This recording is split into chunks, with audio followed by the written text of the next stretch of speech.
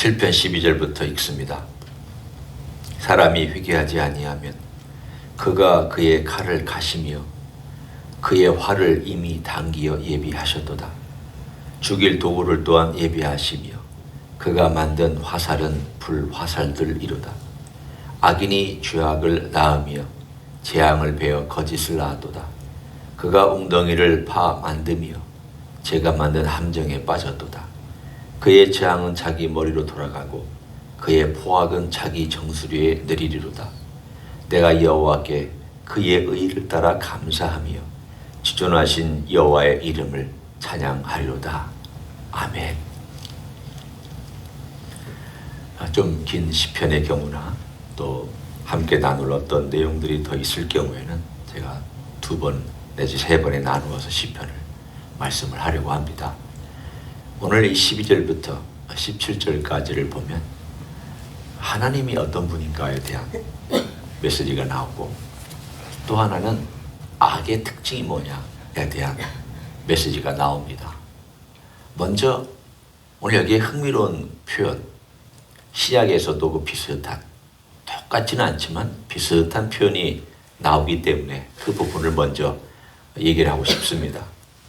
여기에 14절에 보면 악인이 죄악을 낳으며 재앙을 베어 거짓을 낳았도다. 우리는 이 구절을 보는 순간 야고보서 1장을 생각할 수 있습니다. 야고보서 1장에 보면 욕심이 잉태한 즉 죄를 낳고 죄가 장성한 즉 사망을 낳느니라 라는 말씀이 있습니다. 사실은 똑같은 단어를 쓴 건 아니지만 비슷한 표현입니다. 14절은 이런 뜻이죠.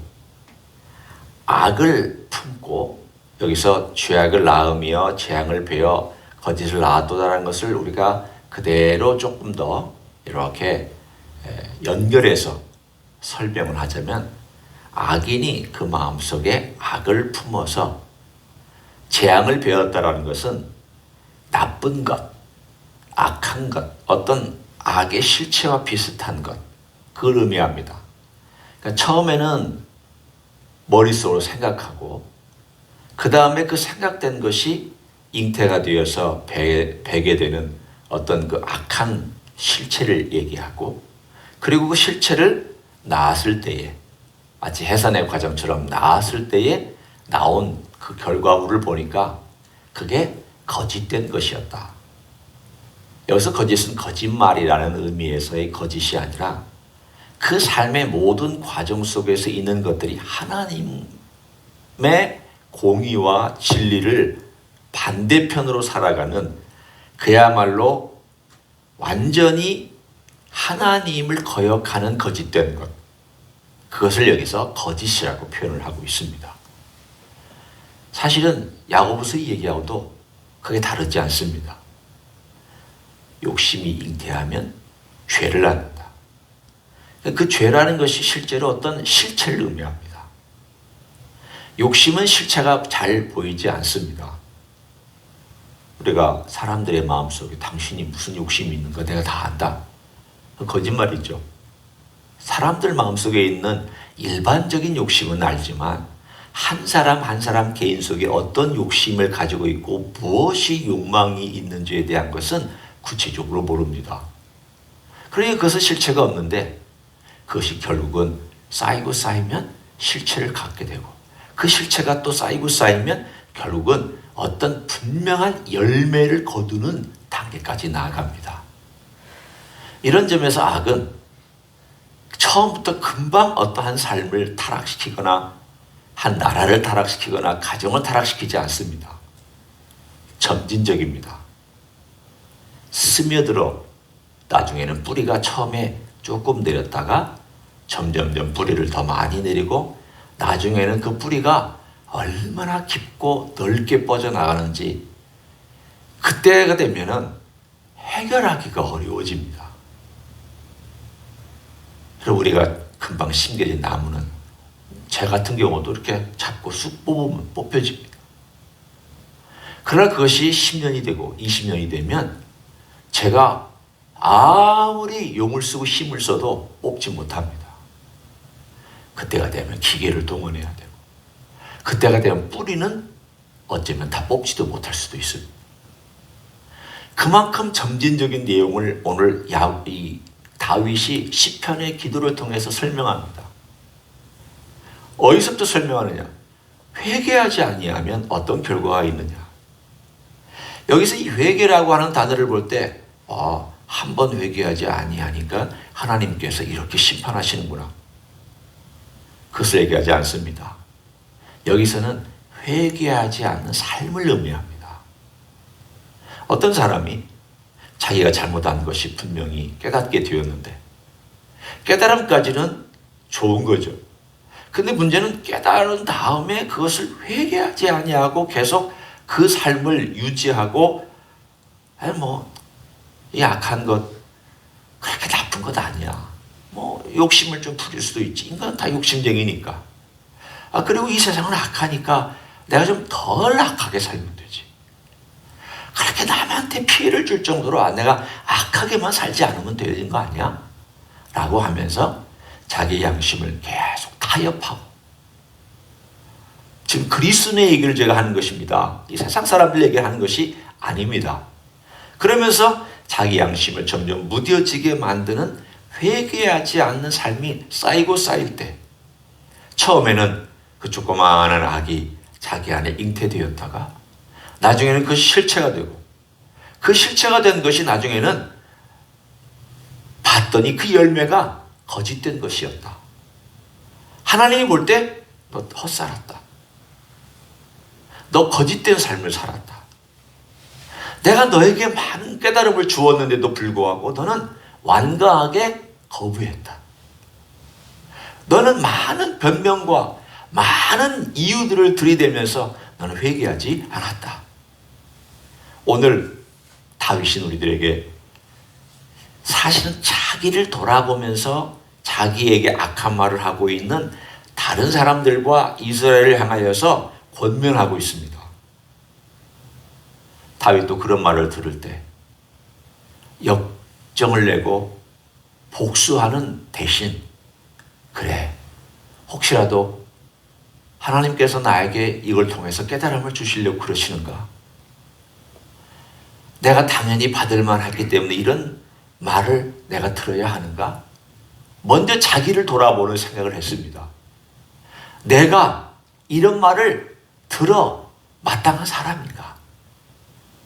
그 생각을 했습니다. 하나님 아버지 앞에 먼저 자기를 돌아보면서 내가 회개할 게 뭘까? 내가 하나님 아버지 앞에서 잘못한 게 뭘까? 그런데 자기가 하나님 아버지 앞에 쭉 돌아보고 회개한 걸 돌아봤을 때 자기는 과거에 회개한 것이 분명했고 자기가 또한 백성들에게 정직하지 않게 행한 것이 없다라는 것을 자기가 점검해 봤습니다. 그리고 나서는 이 시편의 기도를 하나님께 드리고 있는 내용입니다. 하나님, 저에게 악한 말을 하는 사람들 회개하지 아니하고 그렇게 계속해서 간다면 결국은 하나님께서 그들을 심판하실 텐데 결국 회개 없는 삶이 이런 결과를 가져올 텐데 하나님, 이스라엘 백성이 이 이야기, 시편 이야기를 듣고 제 주변의 사람들이 이 노래를 듣고 하나님 아버지 앞에서 회개할 수 있는 삶을 살게 해주십시오. 이 노래는 다윗의 마음을 하나님께 드린 기도이기도 하지만 사실은 주변 사람들에게 들려준 노래이기도 합니다. 자기를 돌아본 기도이기도 하지만 주변에 회개하지 않는 사람들과 악을 계속해서 행하고 있는 사람들에 대하여 하나님의 공의를 가르치는 기도이기도 합니다. 이제 하나님의 공의로 우리가 와봅니다. 하나님의 공의는 어떤 특징을 가지고 있습니다. 하나님이 살아계시기 때문에 하나님의 공의도 살아있습니다. 하나님이 역사하시기 때문에 하나님의 공의도 역사하고 있습니다. 그런데 하나님의 살아계시며 역사하시는 이 공의의 특징이 한 서너 가지가 있습니다. 첫째는 분명히 있습니다. 두 번째는 정확한 공의입니다. 하나님의 공의는 세세한 보이지 않는 데까지 판단하시는 공입니다. 우리의 동기도 판단하시며 우리 속에 있는 모든 과정들의 세밀한 부분까지, 마치 우리가 MRI를 찍거나 CT를 찍으면 우리 내부에 있는 조직들과 기관들을 촘촘히 찍어서 그 안에 잘못된 암덩어리가 있는지, 뭐가 문제인지, 돌덩어리가 있는지 이런 걸 찾아내는 것처럼 하나님의 공의는 촘촘하게 우리의 모든 내면과 바깥으로 드러난 건 당연히 보이니까 아실 뿐만이 아니라 속에 있는 것까지 다 아신다는 것이죠. 정확합니다. 세 번째는 하나님은 그것을 끝까지 추적하여서 심판하십니다. 그 이야기가 오늘 다윗의 눈에 가운데 나옵니다. 13절에 12절 끝부분 보면 이렇게 나오죠. 그가 그의 칼을 가시며. 무슨 칼을 간다는 뜻입니까? 비유적인 표현입니다. 심판의 칼. 또 12절 뒷부분에도 그의 활을 이미 당기어 예비하셨도다. 활은 정확하게 꽂히도록 되어 있는 그 활. 13절에 죽일 도구. 여기서는 죽일 도구라는 것은 심판의 부귀를 말씀합니다. 예비하셨습니다. 그가 만든 화살은 불화살들이로다. 하나님의 심판이 얼마나 정확하고 얼마나 끝까지 추적하여서 행하는지, 이 모든 무기들을 통하여서 다윗은 공의의 특징을 자기에게나 사람들에게 기도하며 노래하고 있습니다. 뿐만 아니라 이 공의는 결국은 만천하에 드러나도록 되어 있습니다. 지금은 우리가 드러나지 않았기 때문에 살아갑니다. 그런데 만일 하나님께서 저의 공의를 다 드러내시면 제가 잘나서 살은 것보다도 못나서 부끄러운 것이 더 많아서 아마 제가 고개를 못 들 정도일 것입니다. 그러나 때가 되면 그 공의를 드러내시고 우리의 모든 내면을 다 드러내실 때가 옵니다. 공의의 특징입니다. 그러면 생각해 보십시오. 분명히 하나님의 공의는 있다. 하나님의 공의와 판단과 재판은 명확하다. 그리고 그것은 끝까지 하나님이 추적하신다. 그리고 이 모든 것이 어느 날 다 드러난다. 이걸 우리가 마음에 염두에 두고 생각하고 살면 함부로 못 삽니다. 함부로 말 못합니다. 함부로 복수하지 못합니다. 우리는 하나님의 공의가 살아있음을 압니다. 지금도 하나님께서 이 공의로운 일들을 행하시기 때문에 독재자 무너지고 악한 것들이 대가를 지불하고 완벽하지는 않아요. 왜? 이 땅에서는 여전히 선과 악이 섞여 있고 여전히 선이 그 보응을 받지 못할 때도 있고 악이 그 심판을 받지 않고 그냥 묻어두는 경우도 있기 때문입니다. 하나님께서 행하시는 일입니다. 그러나 우리는 하나님께 맡길 수 있습니다. 왜 맡길 수 있느냐? 아까 제가 얘기한 하나님이 살아계시며 하나님의 공의가 살아있는데 그 네 가지 특징이 있기 때문에 우리는 하나님께 맡기면서 이 땅에서 살아갑니다. 억울한 일 당해도 맡길 수 있습니다. 내가 예수님 믿는 것 때문에 핍박당해도 맡길 수 있습니다. 뿐만 아니라 내가 만약 범죄한 사람이라면 나는 오늘 본문에 있는 것처럼 회개하는 일에 대하여서 다윗이 촉구한 것처럼 회개하는 삶을 꾸준히 살아가도록 제 자신에게 얘기할 것입니다. 성령님께서 말씀하실 때에 그 성령님의 말씀에 순종하면서 회개할 것입니다. 아, 내가 악하였구나. 이 악한 것을 오래 품지 말아야 되겠구나. 고집 피우지 말아야 되겠구나. 내가 고집 피우면 이것이 또 뿌리를 내릴 텐데 나중에 이것 캐내기가 어렵고 결국은 이것은 나를 파멸시키는 거짓의 힘이 될 텐데 나는 이것을 주님이 말씀하실 때 빨리 회개하고 빨리 고치고 빨리 주님께 다가오고 내가 의지할 것은 결국 주님의 의밖에 없다. 그래서 다윗이 고백하는 마지막 결론이 우리 그리스도인의 결론입니다. 아주 멋진 결론입니다. 17절 한번 보시기를 바랍니다. 내가 여호와께 그의 의를 따라 감사하며. 얼마나 멋진 표현입니까? 내가 여호와께 그의 의를 따라 감사합니다. 바꿔 얘기하면 내가 우리 예수님께 예수님의 그 의로우심을 따라 의지하고 그 의로우심이 얼마나 좋은지 내가 너무 감사하고 그 의로우심이 내게 있기 때문에 나는 기다릴 수 있고 나는 주님의 의를 힘입어 살기 때문에 내가 복수하지 않아도 나는 괜찮고 내가 주님의 의가 내 안에 있기 때문에 나는 결국 주님께서 나를 인정해 주실 것을 내가 알아서 나는 오늘도 주님의 의를 따라서 살아가니까 감사하고 오늘 본문의 다윗은 하나님의 의, 여호와의 의, 주님의 의가 그의 의지할 대상이며 그걸 바라보고 언제나 하나님께 맡길 줄 알고 하나님께 기도할 줄 알고 하나님의 그 의가 결국 이루어질 것을 기대하며 살아왔던 결론을 내리고 있습니다. 이생 살아가면서 하나님의 공의는 대단히 중요합니다. 우리는 이 시대에 살아가면서 은혜의 시대에 얘기하면서 하나님의 은혜는 많이 얘기합니다. 하나님은 약한 자를 도와주셔. 불쌍한 자 붙들어 주셔. 용서해 주셔. 맞습니다. 하나님의 은혜는 풍성하고 하나님의 자비는 무궁하시기 때문에 불쌍하고 연약하고 힘든 자 붙들어 주지만 조건이 있습니다. 회개해야 됩니다. 연약한 모든 사람을 다 하나님 붙들어 주는 거 아닙니다.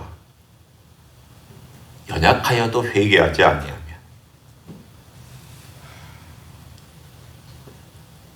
저 낮은 가운데 있더라도 주님을 바라보지 아니하면 흠이 없습니다. 바라봐야 되죠. 주님 의지해야 되고 주님의 의를 내가 정말 간절한 심정으로 주님을 향하여서 외칠 때, 기도할 때 주님께서 그 의를 덧입혀 주시고 그래서 이 땅에서 그 긍휼도 입고 그 의도 입어서 우리는 이 땅에서 살아가는 놀라운 신앙인의 멋진 풍요로운 삶이 있을 줄로 믿습니다. 오늘 하루도 그런 멋진 그리스도인으로서 살아가시기를 예수님의 이름으로 간절히 축원합니다. 기도하시겠습니다. 하나님 아버지 감사합니다. 우리에게 예수님을 보내주셔서 십자가에서 우리를 대신하여 죄짐을 지시고 모든 의를 완성해 주신 것을 감사합니다. 그 완성되고 성취된 의를 우리에게 덧입혀 주시고 이 땅 위에서 우리 주님의 의를 힘입어서 살아갈 수 있도록 도와주시니 감사합니다. 우리는 이미 주님의 의를 힘입었기 때문에 풍요로운 삶을 삽니다. 기다릴 줄 아는 삶을 삽니다. 복수하지 않습니다. 악을 악으로 갚지 않습니다. 감사합니다. 주님께서 결국 모든 것을 심판하시며 주의 공의로운 판단으로 이루실 것을 믿고 기다리고 신뢰하고 맡길 수 있기 때문인 줄로 믿습니다. 그런 삶을 끝까지 우리 주님 의뢰하고 우리 예수님 의뢰하고 살아가는 하나님의 종들 되게 축복하여 주시옵소서. 이제는 우리 구주 예수 그리스도의 은혜와 하나님 아버지의 극진하신 사랑과 성령 하나님 교통하심의 역사가 오늘도 우리 주님의 공의로우심이 살아있고 그 공의로우심은 분명하고 명확하고 정확하게 일어나며 또한 집요하고 끝까지 일어날 그러나 우리는 주님 십자가 때문에 용서받고 의인으로서 설 것을 기대하는 놀라운 믿음을 가지고 오늘도 살아가기를 소원하는 이 자리에 참여한 모든 종들 위해와 주님 희수교회 위해와 이민교회들과 한국교회들과 선교사님들 위해 이제로부터 영원히 함께 하실지어다.